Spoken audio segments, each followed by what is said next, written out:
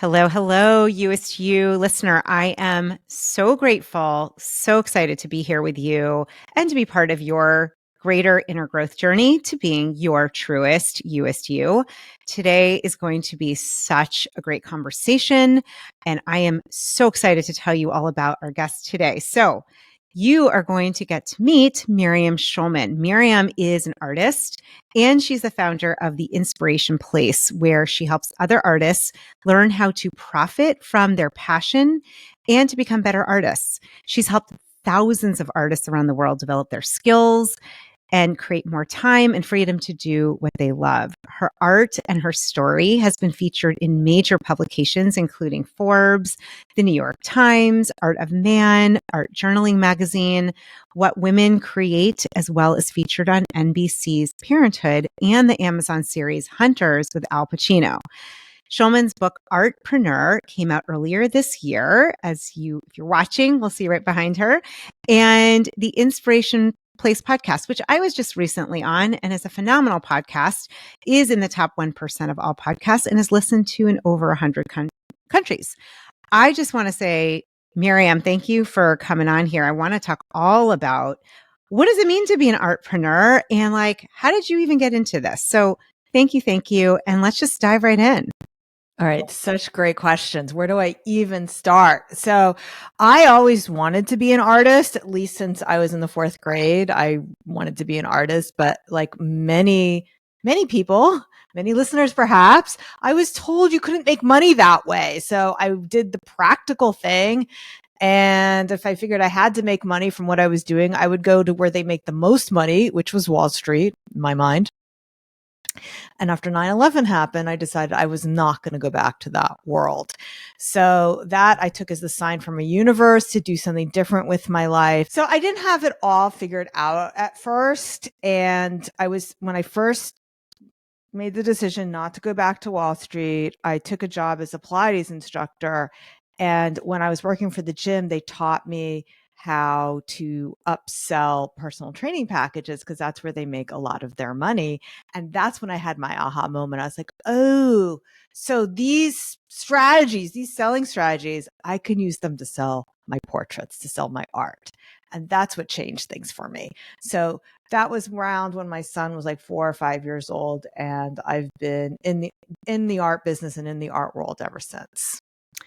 Wow. Okay. What I love about this, Miriam, is this was something you loved when you were younger. And actually, my 8-year-old little girl is like, oh my gosh, I love hearing this. I used to draw for hours, just always thought I was going to be an artist.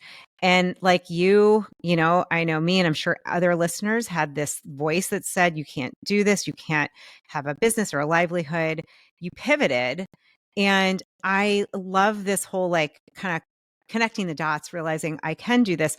Tell us a little more, did you start just getting back into portraits while you were at Wall Street? When did you pick up the paintbrush again? When did you start getting back into your artist self? That's such a great question. So when I was working on Wall Street before I had kids, that's when I started painting in watercolors. After work, I really needed to relax and I really needed to get back in touch with my artistic side. And even when I was in grad school, I was that one oddball that everybody else was sitting on their computers all day. And this was back in 92. So they didn't have Facebook and Instagram, but the nerdiest nerds had their own kind of instant messaging thing. So you would see people in the libraries on their computers all the time, not necessarily working.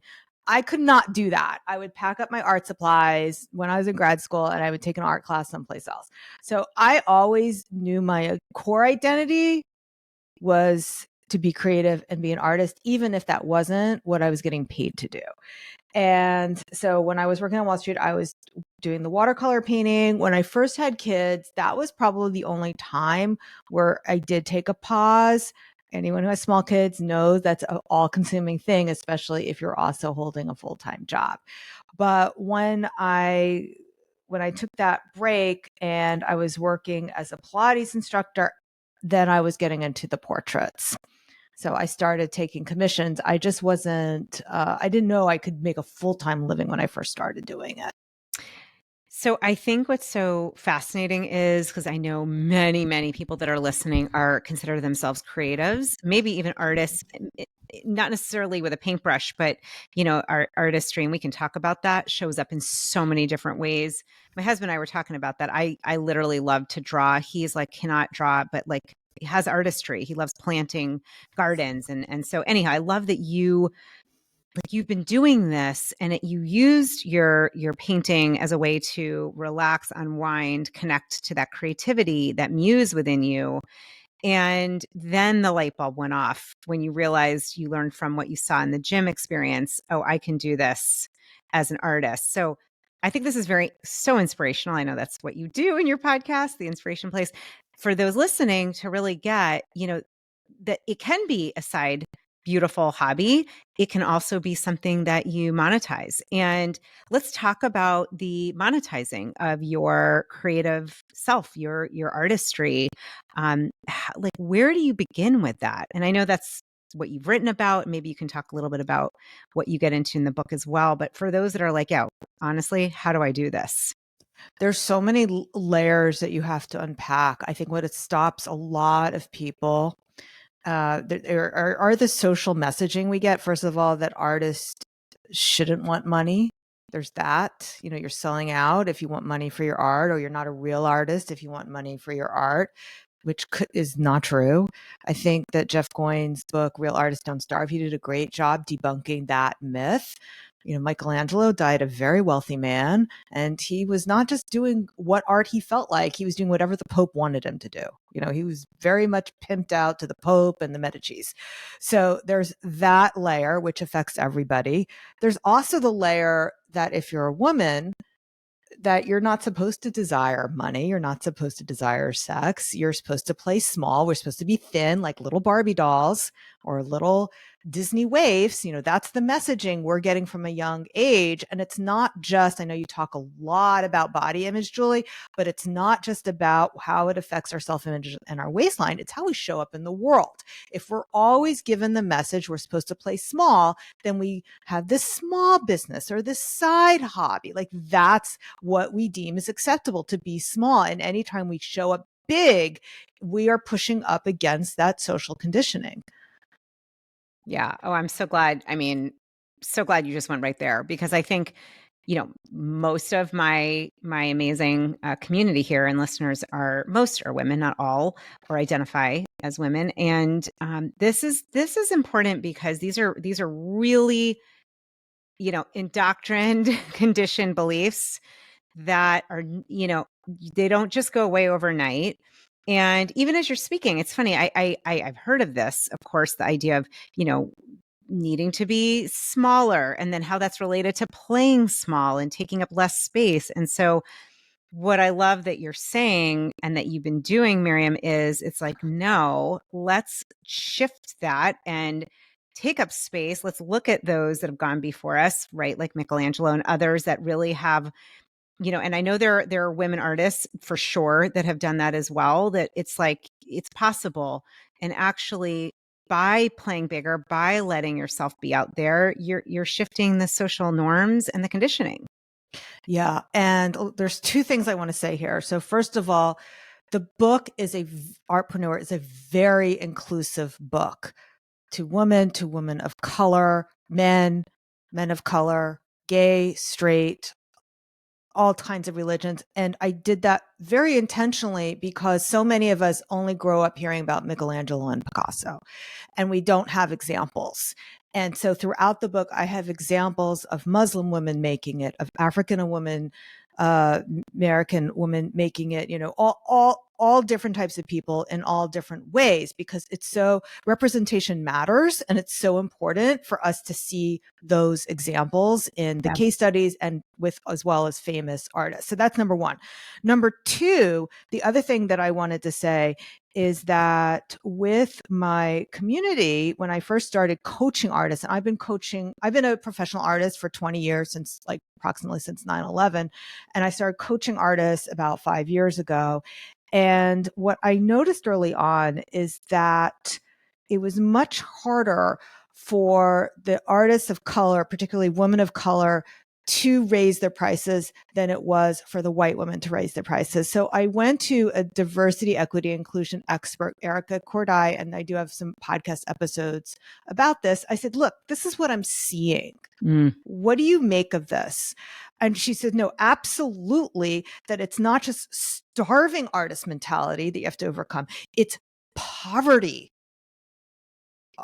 mindset you have to overcome. So it was like this whole other layer that had to be addressed. And then, Julia, I see this showing up as not just having a small business, but even some of my artists are afraid to, like, who are painters, paint bigger. Like they want to make these little paintings. It's like, that is not how you're going to make money. Stop selling stickers, stop selling note cards. And I'm sure you have examples of this in your coaching practice of ways service providers offer small things instead of these bigger packages, but things in the world that take up space. So there was all those things that, once you bring them to light, that is the first step. Like even just noticing, how am I doing this? What is it that I'm fearing? What is it showing up for me right now? Well, and it's interesting, just the whole what we're doing in life mirroring kind of those inner beliefs. And so even what you're seeing really in a tactile, tangible way, these smaller, paintings, pieces that they're doing, really kind of mirroring that playing small, that feeling small versus, and I really love that. That idea of kind of, for those that are literally tangible, right? Like drawing, painting, creating larger canvas, larger, sculptures. I remember I have a friend who's a mosaic artist, and, she started, she grew her business where she's doing murals and huge pieces now. And it makes me so happy because it's just, they're taking up space, and being a female owned artist business, that takes something.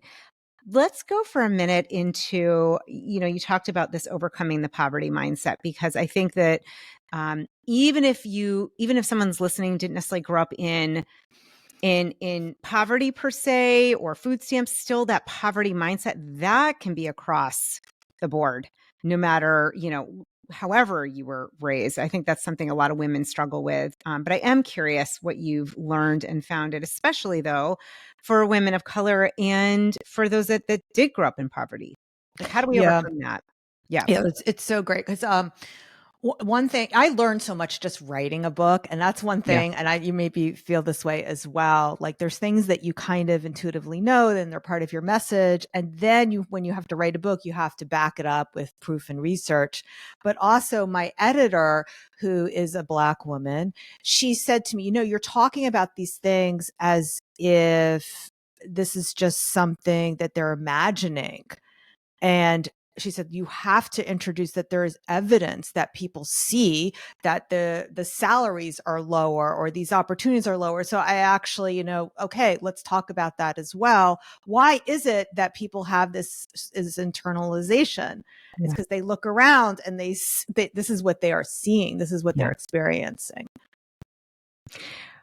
Let's talk for a moment with overcoming poverty mindset. What are some of the tools and ways that you've helped? I know you've worked with clients, you've worked with other artists. You're kind of in this, you've got some conditioning both around the beliefs around being an artist, as you said, and oftentimes for those, especially women artists, and, raising prices, even just getting out there. You've kind of got two things here that can make it challenging. Yeah. Okay. This is a great question. So whenever we're going to do something that feels brand new or that feels uncomfortable, whether that's playing a bigger game, whether that's sending an email out every week, because that's what our business coach tells us we should do, anytime you're going to do something that feels uncomfortable, our brain has evolved for survival, not goal achievement. So our brain is going to feel scared. It's going to sense fear because we're feeling uncomfortable. It will come up with all kinds of reasons why doing the scary thing is a bad idea. And the more creative you are, the smarter you are, and the more creative you are, the better you'll be at coming up with these stories about why it's a bad idea. Now, notice, Julie, I did not say excuses because these things feel real. Yeah. They're very real. They're very convincing to you. I call them doubts because that's what they really are. They're not excuses. They feel real, but they are stories that you're making up. So you have fear that leads to doubt. That leads to, okay, so, all right, I'm not sure if this is going to work out, or maybe I'm coming up with a reason that this will work out and that will be a bad idea, whatever it is. So let me do all kinds of research. I call it procrastinating. All kinds of research so I can make sure that I avoid this horrible thing that I imagine is going to happen if this thing doesn't work out. Then what happens? Well, eventually you're going to come up with some steps that that's a bad idea because, et cetera, et cetera. So two things are going to happen. Either you're going to come up with the reason this is a bad idea and you'll just indulge in that, I don't know what to do, or you're going to get overwhelmed because you're going to do all kinds of procrastinating that's just going to overwhelm you even more. So you have fear that leads to doubt, doubt that leads to confusion and overwhelm, which leads to what? Procrastination. Why? Because you're bad or broken? No, because it doesn't make sense to take action if you have all these reasons why it's a terrible idea. And then ultimately that leads to you not taking action, not following your dreams, which will make you feel guilty. So what's the antidote to this? So that is why throughout the book Artpreneur, I have these mindset check-ins where I know what most people are thinking to themselves. It's, I can't sell right now because it's a recession. I can't sell right now because it's a pandemic. I can't sell right now because there's an earthquake in Turkey. But when you start to list these things out, and you really examine what it is that you're thinking, I can't do this because. Hey, it's Julie, and I'm pausing for just a moment because I want to tell you about something really exciting. If you're someone who believes in the potential of others and wants to help people design their very best lives, I invite you to consider becoming a life coach.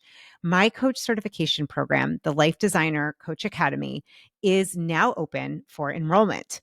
This extensive and experiential spiritual life coach certification training will build your confidence and empower you with the very specific tools, methodology, and proven steps you need to create a coaching practice that will change lives and that will enhance your own inner and spiritual connection. You can reserve your seat now, my friend, for only $500 and get some amazing bonuses that will not be available for long. To learn more, go to juliereisler.com/certification. This is a live 4-month training program that starts in October. So don't miss out on this opportunity to make a difference in your life and the lives of others. Go to juliereisler.com/certification and save your seat today for $500. Is it really true? Are you mind reading? Are you fortune telling? Are you doing all or nothing thinking? And this is all based, as I'm sure you're aware, on Dr. Aaron Beck's work, cognitive behavior therapy. So it's about really examining your thoughts to see where you could be sabotaging yourself. Yeah, I love that you are bringing this up. This applies to everything, and especially in this arena. It's these, as you said, I like that procrastinating. It's very funny, especially for those who love to do research. Like you could get caught up in the research phase for a long time. It's a great smokescreen for It is because it fear. feels productive too. Yeah, Like I'm researching. It feels productive, but it really isn't. You're right. much better off just taking a step and Yeah. finding out if it works or not. Yeah, no, I love part of what I'm hearing you too, just to break it down, is really go into the reasoning, the in quotes, the reasoning, the story, and asking. It reminds me a little bit too of Byron Katie's work, a little bit of like, is this true? Is this even? How do we even know? I mean, recession in quotes. I can tell you, there's plenty of people that still want to live a life they love, be surrounded by beauty, that want to enjoy beautiful art, that want to whatever it is. And so I think it's so powerful to really look under the hood and say, all right, is this even like, is this true? And that those are such good tips, Miriam. What have you noticed, I guess, in the women that you or the artists that you've coached or worked with, in terms of moving past that scarcity mindset. Like, so let's say we enter the cycle, stage right, there's fear. So you notice there's fear, then there's doubt. All right, stopping the procrastination, they take action. What kind of results do you see happen? I know that that's probably across the board, but just to share what you've seen in shifting this kind of mindset. Yeah, well, I can talk about the economic results, which are phenomenal, but I want to talk more on the emotional level, what happens with my clients. So I remember this one client, and she's a real person, but in the book I call her Margaret, not her real name, of course. And she had said to me that the reason she's not getting results, she wants that she procrastinates. And I says, well, why do you think that is? And she says, oh, well, I lack confidence. And a lot of people think that they would have more confidence only when and if they get more sales. But here's the truth. And this is what I said to Margaret. I said, no, it's the other way around. You lack confidence because you procrastinate. It's actually in the definition of confidence is trust. So Mm, every time you procrastinate, meaning you don't do what you say you're going to do, you erode your self-trust. So what's the antidote to that? Do what you say you're going to do. Every time you do what you say you're going to do, you take that action, you don't procrastinate, you increase your confidence because you're increasing your self-trust. yeah. So you're asking me, what are the results? They become so confident in themselves because they know that they will do what they say they're going to do. That's what the biggest result is. Now, of course, when you keep taking action, you're going to get results. You're going to get those economic results too. But the biggest, most beautiful change I see over and over again is how much their confidence grows. That's so, I love how you said that about the trust piece. And I think of it, this way as well. There's a level of integrity that we have with ourselves. We may not even realize it. Like and every time, like you said, you don't take the action, you don't do what you really feel you want to do. It's like that loss of integrity, which is that loss of trust. And so in essence, you're building, I love that. You're really building that trust, that sense of integrity with yourself, that you can trust you can lean on yourself, knowing when you say you're going to do something, you'll do it. And I think that's so powerful because confidence, especially around the whole world of art, I think, that is something that many lack. Honestly, that's what I've seen. And that is such an important piece that's missing. But what you're saying is that can be developed. That can be like a muscle. You can create that. And then of course the financial, the beautiful financial aspect and rewards follow in that confidence. Sounds like you see the confidence first. And I feel similarly. And then some of the, the success, the economic piece follows that. Yeah. And now I'm just going to speak directly to the listener. I think that if you had more confidence, it would unlock all kinds of opportunity for you. And that's why confidence baking is built in throughout my book, Artpreneur, and throughout my programs. Yeah. Talk more about confidence. Did you say baking? I like that Yeah, terminology. it's baked in. It's Baked baked in. in. Yeah. Yeah. Yep. Yeah. What are some other ways that you have seen just artists kind of like you? Maybe they put on the book, on the shelf for a while. Maybe just share a story or two of somebody, because I think it can be a little intimidating, especially for those maybe later 30s, 40s, 50s, and on that are like, I think about this sometimes. I used to draw for hours and hours and hours. I love art. Now I'm learning and figuring out ways to bring it in. There's some people that really want to like express themselves and bring it back. How, like, share maybe some of the people that you've seen, some of the artists who've brought it, later in life. Yeah, I have so many examples, and that's most of the people I work with. So one artist, Priya Gore, she was an engineer. Mm. And she started painting birds. She started working with me last year, and she was actually doing okay. She was selling her paintings for $5,000, which is incredible for many artists. But working together, we were actually able to raise it to 7, 8, and 9,000. We found 2 galleries to work with her. So now she actually has a 6-figure business because because of those higher price points, she can spend all her time painting, not spending time doing Mickey Mouse things. So if you think about a 6-figure business, if you only have to sell 1 or 2 paintings a month. What I see most artists do, why they struggle, is they are trying to sell, again, these small things for maybe $100 or $200. That makes it so much harder for them. They have to find so many more customers. And sometimes it's even more, it's almost comical when I tell you it, but they don't see it that way. I'll have artists come to me who are trying to sell their art on greeting cards, like handmade greeting cards. And even if you can get $10, let's even say you get $15 for that. Let's say $10. And they'll say, oh, the problem is I just need a bigger audience. It's like, no, you have to sell 5,000 of these. Right. To make 50,000. Right. Right. And when I'm talking about, it's not even just the price tag, but these are things that take a lot of time. Right. So Priagora is one person. Also, one of my case studies in the book, I did change her name because for privacy, she had gotten recently divorced and laid off in 2020. And she didn't want her ex-husband to know how much she was making. So, but when she first came to work with me, she was selling little paintings for $50 each. And this is a woman of color. And her sister was telling her, oh, sell them 2, do a buy one, get one. See, this is like how that messaging happens. And like you're getting the message from your family and your friends.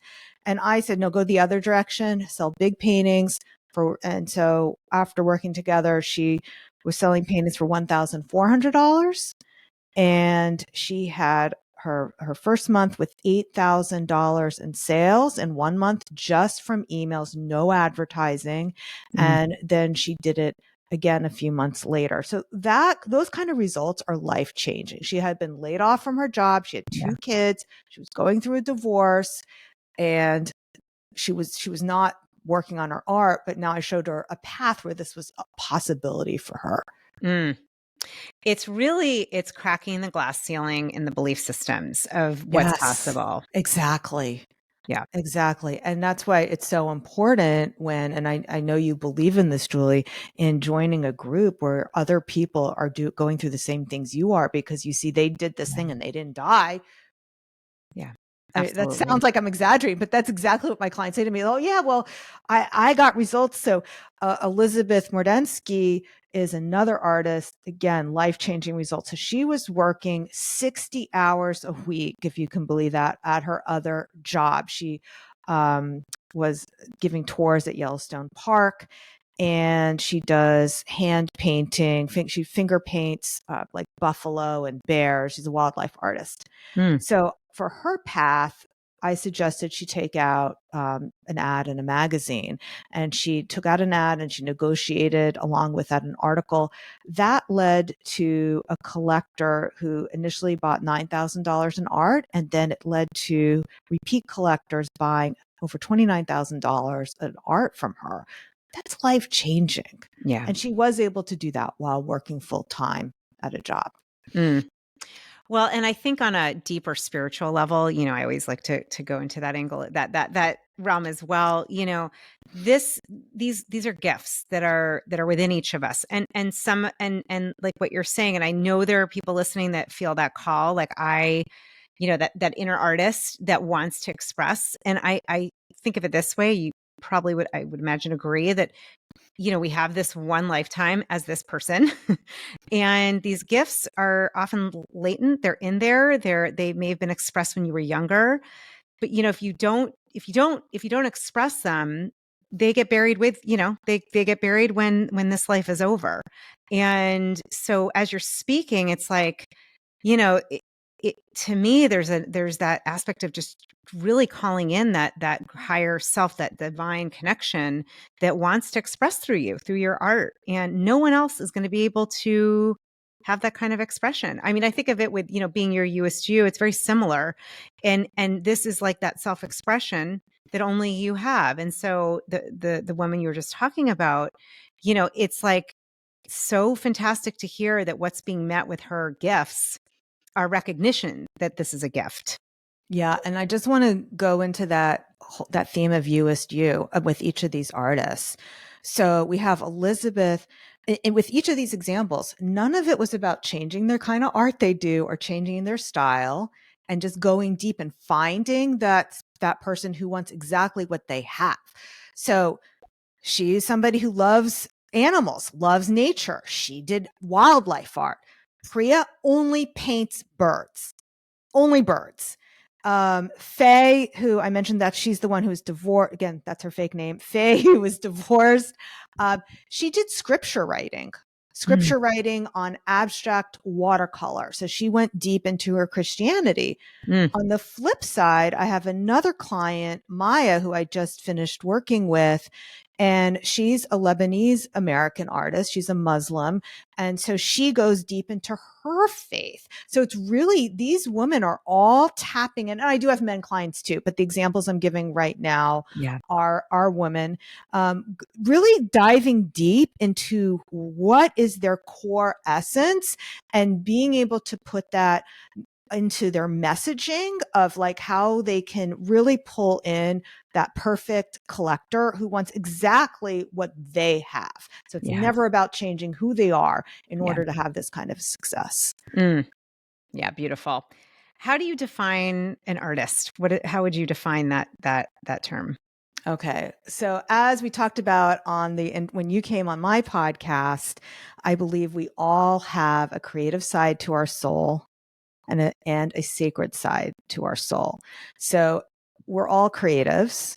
Creatives are concerned with the what and the how. So every time we do something in our life that involves the what and the how, that is using our creativity.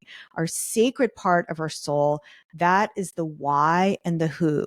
The creative soul side of your soul is about going outward, making things in the world. The sacred soul is about going inward. Mm.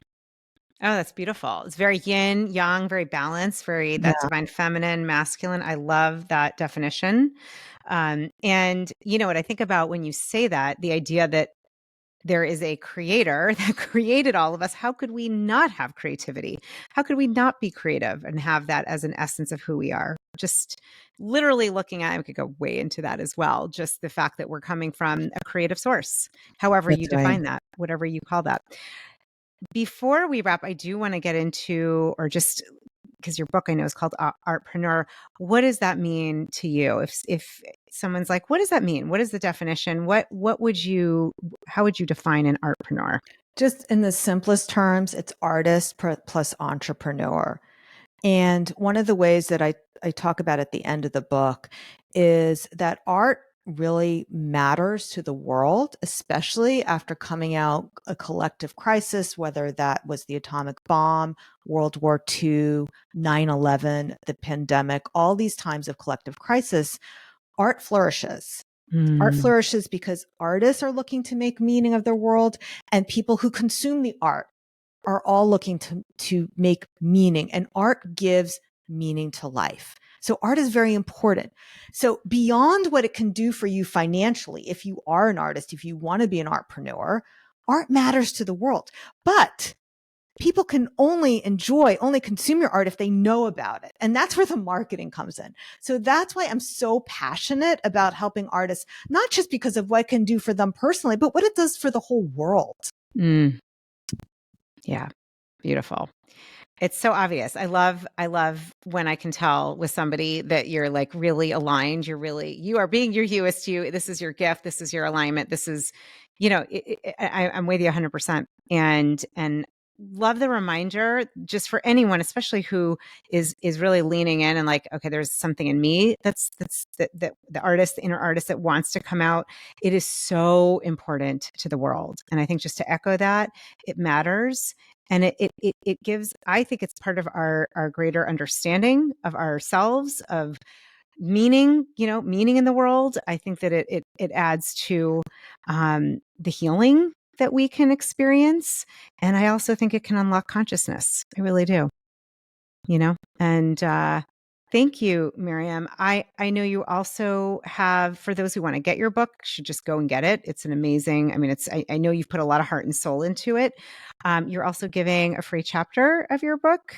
I am. So you can Yeah. get that one of two ways. You can just hop on over to schulmanart.com/believe. And Schulman is spelled like school, SCHULMANART, schulmanart.com/believe. If you find me on Instagram, just DM me the word believe, and Robot Magic will help you get that free chapter. I do respond personally, though. If you ask me a personal question in there, I will respond to you.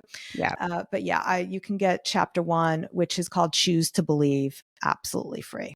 And if Oh, you like what you heard today, come find me on the Inspiration Place podcast. yeah, absolutely. We'll have all the links too for anyone that wants to go a little deeper in the show notes. And just want to say thank you so much for who you are, who you're being. My last kind of question / opportunity to just share, I call them heart flares, where your heart is like, I have something I want to share with everyone. So I always like to ask, is there a heart flare or something that maybe I didn't ask you or that's still there for you that you'd like to contribute? Yeah, I'd like to end the podcast the same way I ended the book, which is keep marching forward. So we talked about that a little bit. You need to keep taking those action steps, keep stepping forward. I know sometimes in life we get knocked over. If it's like walking into the ocean, you get knocked over by a wave and you get sand in your bathing suit and it feels terrible. But if you keep walking forward in the ocean, the waves still come, but they don't knock you over anymore. And life is the same way. You keep marching forward. You don't blame your boots. It's not about the circumstances. But if you keep taking that inspired action, results will follow. Awesome. So powerful. I could not agree anymore. I was just in the ocean. Literally, that just happened. I'm like, it's so true. Just get up, keep going. Another wave, figured it out. Miriam, thank you so much for your time, your wisdom. I want to say your stand for all of us as creatives, and what you're doing to break the ceiling, to create this just completely new horizon for artists and for those who want to express their creativity in the world. Okay. Thanks for having me. It's been an honor. And I want to thank you, my beloved listener. Thank you for showing up here, for being part of this conversation and really doing that deeper search within yourself, that creative aspect of you, really looking to see what part of you that is creative, that does love to be a creator, what part of that creativity aspect of you wants to emerge, and share with me, share with Miriam, let us know. And as always, thank you for being here and for making that time and energy and the commitment to being your Youest You. Lots of love always.